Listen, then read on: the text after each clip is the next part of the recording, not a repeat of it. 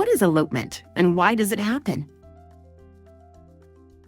There's a process in the behavioral treatment literature in which the purpose of the elopement is examined systematically. That process is called functional analysis, or functional assessment is sometimes used to refer to one form of and functional analysis is one form of functional assessment. And the functional assessment is there to understand the reasons behind elopement for any individual child. Because the truth is, kids elope for lots of different reasons. That's one of the things that can make things so difficult from an intervention standpoint is that, if you go to, let's say someone goes to the store and the child elopes, it's really hard to figure out why elopement happened that one time for that in that specific instance. It could be because you walked past the candy aisle and the child's running towards the candy. It could be because there was a noise that they didn't like and they ran away from that. It can be because they were not getting attention right then. It could be because somebody made a face. There's just too many things going on at once. And so functional analysis is the process by which we kind of isolate all of those variables and try to understand elopement for that individual child. And what we know from that process is that most kids are eloping because it is either getting them access to something or getting something else to go away that they don't like. So access to something can be things like literal tangible items. It can be a preferred toy. It could be a snack. It could be a person's attention, right? And they're running because they receive that they've learned that if they elope, they're more likely to get that, or they see something that they want. Other kids run away from things because they've learned that they can escape or they can successfully avoid something that they don't like. And so I've had kids who elope because maybe there's a fire alarm and they find that sound really aversive and so they run away, or they're in school and they're given an assignment and they run away. So thinking about it almost in terms of gain and escape are two of the main categories that you're thinking about from an intervention standpoint. Understanding what is the child either gaining or escaping or avoiding helps to understand what to do from a management standpoint and how one might come up with strategies to try to address it over time. Why are autistic children more likely to elope? Because of the basic core, if you look at the DSM, that the criteria for autism is communication issues, sensory issues, an ability to self-regulate, behavioral inability to adapt to various kinds of behavioral changes. I think that's why people with autism might be more likely to. And the more we continue language-based approaches as opposed to visual approaches with individuals with autism, I think we're not going to see significant improvement with an individual if they're prone to running, if we just keep telling them and told them, like, how does the student know what the expectations are for that environment? Well, I tell them, even though we know that kids with autism don't process auditorially. That's their weakest link. It is absolutely their weakest link. So what do we know they respond to? And lots of other disabilities as well, and that's visual. Kind of tweaking until we get the kind of schedule that a student with autism, we think, oh, students with autism are rule bound and routine bound. Sometimes they are, but the routine has to match the kids' strengths and needs, right? And if we just focus on changing them and making them behave, then we're not going to put into place the sorts of things that are going to, excite that kid about learning and being in the classroom. How can we plan for and prevent elopement? One part of an intervention plan is focused on prevention. So things that can be done just so that elopement never happens in the first place. And in this case, or even attempts at elopement. And I think some families are pretty good at this. So for example, if, it's not necessarily the best from a quality of life or a long-term perspective, but if you know that every time we go to the park, this child's going to elope, I mean, you could just not go to the park. Now, that's not necessarily great because you should be able to go to the park, but certainly on a short-term basis or when times are not safe, avoiding the situations that cause elopement is one tool to have in the toolbox. But importantly, another piece of that is an intervention that is actually going to prevent, or that over time will avoid that behavior through teaching alternatives. So for example, if you know that the child elopes when we go to the park because there is a body of water there, well, then teaching the child to ask to play with water appropriately instead of running away to play with water. And over time, he learns that sometimes we can go play with water when when I ask appropriately, and sometimes I can't, even if the asking is using sign or a picture exchange or what have you. Or in other cases, teaching a child to stay within arm's reach when we're out in public, or to check in with me every 5 minutes so I know he hasn't gone missing. These are all skills that can be taught, but they take time. And so an intervention that is going to establish these skills that will replace elopement or attenuate it, that's a really important part of a treatment plan, but it's the part that usually requires time and in some cases professional help from groups who know how to do this well, like BCBAs who've had training in this type of work. And that's some work that my colleagues and I are working on at trying to develop manualized strategies that can be implemented by BCBAs to help them do this really effectively. Another part of that treatment plan, I said there's 4 parts. Part 3 is mitigating the risk from so that if an elopement attempt does occur. So this would be if a child tries to elope, how do you prevent that child from actually being successful? This is things like locks on doors, or GPS trackers in kids' clothes, or labels, or teaching kids to swim, the kinds of things that really avoid a bad outcome if a child attempts to elope or succeeds in eloping. And then the last thing would be what we would call a crisis management strategy. So that if that child goes missing, we make the situation safe as quickly as we possibly can. These include strategies like having a recent photo of your child, having a good understanding of how your community handles reports of elopement. So who shows up when you call? Who should you call if your child elopes? Who's going to be there? Having a conversation with your neighbors so that if you see my child wandering out on the street alone, it's okay. I want you to help by stopping that child. And here's how you reach me. If you talk to your neighbors about if my child goes missing, may I knock on your door and have you come help us search for my child? Understand the areas around your home and where are the highest risk places so that if your child goes missing, where are the places that are close to you that your child might actually be in most danger? So again, I mentioned bodies of water is a good example of that. So all of those would be part of a good crisis management strategy. So the 4 elements there, again, prevention, intervention, mitigation, and crisis management. A good strategy will incorporate all 4 of those elements. How can parents track elopement and keep children safe? I use the word data, but I don't want to scare anybody with that word because it used to scare me too, to be honest. I like to collect data in the sense that I think it's helpful if your child is prone to elopement, write down when it happened, what time of day it happened, what was happening, who was there, where the child was found, all of that information. And again, don't go it alone. Share it with the child's daycare providers or school or wherever they're spending time. If they're at grandparents' house in their own home, anybody who's with the child, take down this information and then look for patterns. Once we see a pattern, it allows us then to figure out what our next steps are. So again, okay, my child's always at the playground and always on the swing. So let's make that predictable. If we know that we can take the child to the playground after lunch, we put playground on their little visual schedule after lunch, so that throughout the day, we're constantly re-referencing that schedule and showing them that we're going to the playground after lunch.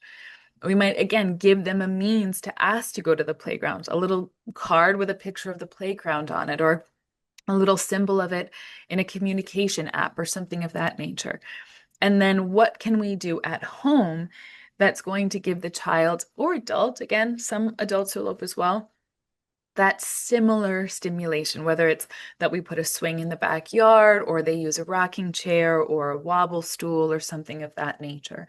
And I don't expect all families to know what's going to give them that input at home. If their child is on an IEP or has services in school, or they have access to any occupational therapist, bring in the OT to give them some ideas on different ways to implement those strategies at home.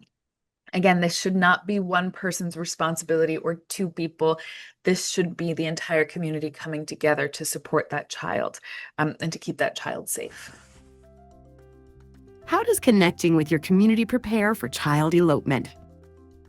Your neighbors are going to be the first to spot your child if they go out your house out of your house. So that's really important. The community members, getting them out into the community helps people to know who your child is. So if somebody spots them, a lot of times what happens is, these kids, especially if they're a little bit older, they could be walking down the street and no one really knows that there's anything amiss, right? So if your community members know them and they spot them out by themselves, that's a big cue to call somebody, right? The other thing is introducing them to first responders is so important. Most police stations will come out to community events, fire department, ambulance, everything. All the emergency personnel will come out to community events with children. And it's important for any child, but especially those that are on the spectrum, because they might be afraid of those sirens or the uniforms or the big big masks that they wear, for fire. So it's really important to take them around and get them used to those first responders, those vehicles, the sounds that they make, and be comfortable in case of an emergency. The other part of that is bringing your children around the first responders helps get them used to your children and their behaviors and what they might see, and helping them to determine that maybe if somebody is not listening to my directions as a police officer, it might be that they have communication issues, not that they're just trying to defy me, and take that extra second to think about it. So it's very important on both sides. How can IEPs support children who elope? Number one, I think that it should be written into the IEP. Anytime your child does remove themselves from the school campus, you should be notified immediately. If that's not written into the IEP I would recommend doing so, because it's a huge safety concern. And of course, just parent to parent, I would want to know. There are a number of things that could be put into the IEP. Oftentimes for students who unfortunately have a habit of attempting to leave campus or have successfully left campus, then we add a safety plan to the IEP. So it's clear, however many staff or whoever, is designated based on the discussion has, radios, so they can immediately, everyone's communicating with one another, that the office knows what to look for and who to look for. All of the campus security or anyone who's out roaming the campus when kids are supposed to be in class know exactly who the child is, and to be aware and to look for that child because they have a history or a tendency, right, to try to elope. That, depending on how the school is situated and set up, what physical things can change as far as, can we add, gates or locks or heavier doors, or what can we change physically to the structure of the school so that it can be more safe for that student. And those are things parents can ask for. And then based on those recommendations, those things can be added to the IEP. Anything that needs to be in place structurally to keep your child safe, that meets those safety regulations like codes, have that written into an IEP, because at some point your child is going to change schools, right? They're going to matriculate unless they're in a K through 12 setting, which is very rare. So you want to make sure all future schools have those things set in place as well for your child. And if the district is sending your child to a school and those things aren't in place, then that could trigger a discussion to go to a different site, right? Because what's of the utmost priority is that safety. Obviously, if it's a behavioral thing and they're walking out of school because, I don't know, I'm just going to make something up, like they don't like how the teacher's tone is and they don't like how the teacher speaks to them, then have a discussion about that and write that into the IEP, maybe having a positive tone, making sure you're getting at eye level when you're speaking to your child, using declarative language. I mean, there's so many examples of what could be causing it, but anything that you find is leading to that should be clarified and written into the IEP. What is the plan once my child is outside of the school bounds? Like, how do you react to that? And what is the protocol to get them safely back inside of campus? Why is it important to collaborate with your child's school on elopement? Collaborate as much as possible with the school team. And that can be you communicating with them what you know for a fact works, because a lot of things that you're doing at home can safely be replicated in the school setting, and they may not know. Like I said, it can be words or phrases or visuals or, task lists or things that, the child sees, not necessarily a 2D visual, but maybe an item that they can also have at school that signals to them, to stop or to ask first or whatever it is. Don't be afraid to share that with the school team, and make sure that they're hearing you and they're taking it seriously.